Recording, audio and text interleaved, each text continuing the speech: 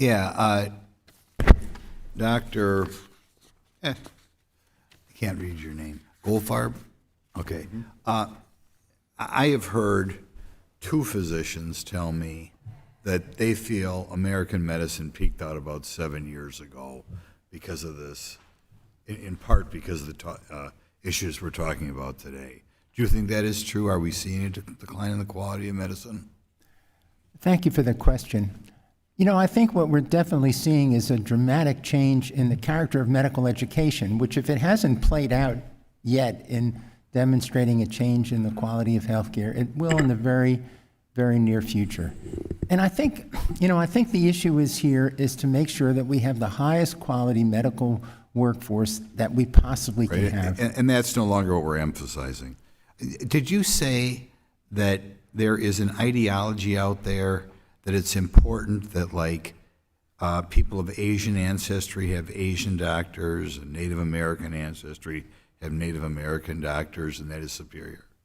Yes, thank you for the question. This is the concept of racial concordance. And what this is really all about is the fact that there are real healthcare disparities in healthcare outcomes. And because of this, medicine, like any field that's enlightened, would seek to improve those kinds of disparities in outcomes. That is not a solution to the problem of disparities, because that's not the basis of healthcare disparities. And Dr. Green here next to me has conducted a study that's clearly shown that racial concordance, there's no evidence in the medical literature that benefits patients. I want to read, and I'm sorry for somebody's talking over you, but they'll give us 5 minutes.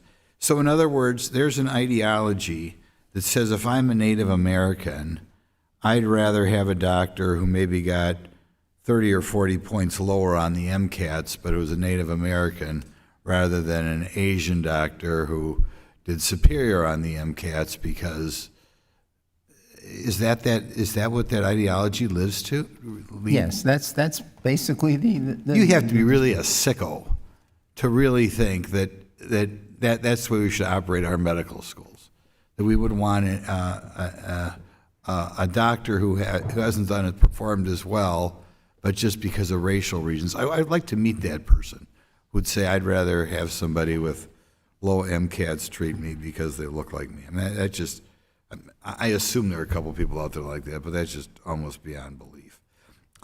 Next question.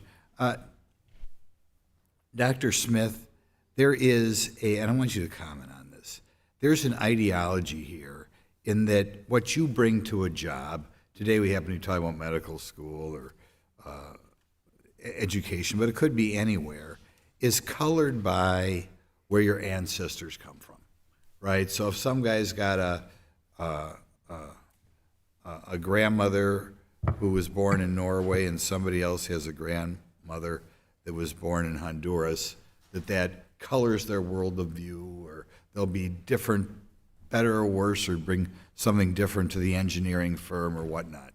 What do you think about this idea that the way you think is determined by ancestors who you may never have met? Maybe the grandmother died before I was born, but still these DEI professionals want to break you out and say you're different. DEI, undergirded by critical social justice, skirts individuality. It's all about group consciousness. Group consciousness is necessary for this ideology, because if we have individuals, then we have individual people with their own individual lives and histories that cannot be predetermined based on their skin color. So we have to look at somebody as a member of a group and not an individual. That's necessary for this to work. So with your example, it's about race. With other examples, it's about sexual orientation. With other examples, it's about ability. But everybody is a group member and not an individual, and that's the issue. Right. You must hang around with these people or talk to them. What goes on in their mind? How, for example, they think somebody who's spent their whole life in the United States but had a grandmother from Honduras thinks differently, apparently, than, and I don't know what they do with people who are adopted, because they might not even know where they're from. I guess it's purely a genetic thing. But how do they justify that? Do they really believe that if I have a grandmother from Honduras, I view the whole world differently. Somebody who I've never met, sorry. Yes. It's just quick answer. Okay. It's a fabricated ideology based on standpoint epistemology, meaning that based on your race and your experience, you see the world differently than somebody else, even about objective reality. Thank you. Thank you. I'd like now to recognize